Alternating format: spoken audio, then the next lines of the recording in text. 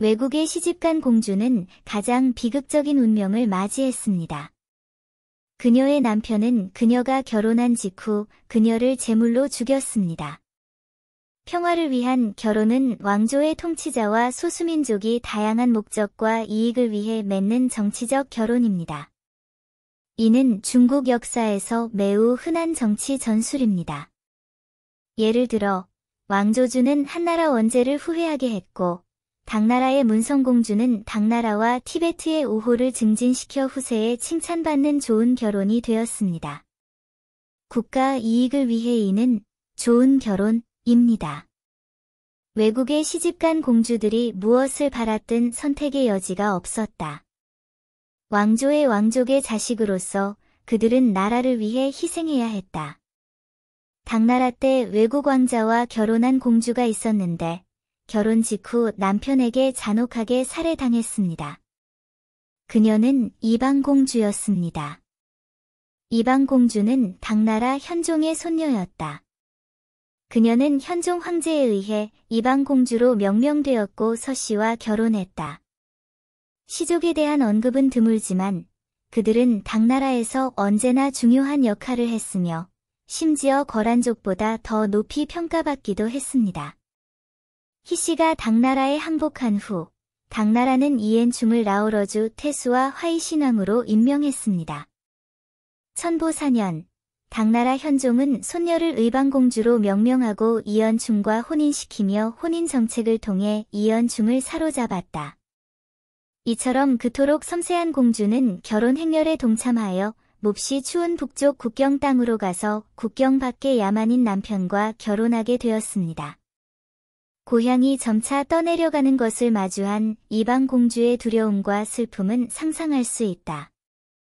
결혼 행렬이 슈치역에 도착했을 때 공주는 더 이상 슬픔과 황폐함을 억누를 수 없었고 슈치역의 병풍에 새겨진 글이라는 제목의 시를 썼는데 그 시에서 그녀는 내 마음은 찢어지고 나는 미래의 장안을 그리워한다 고 썼는데 이는 그녀의 이별에 대한 슬픔을 보여준다.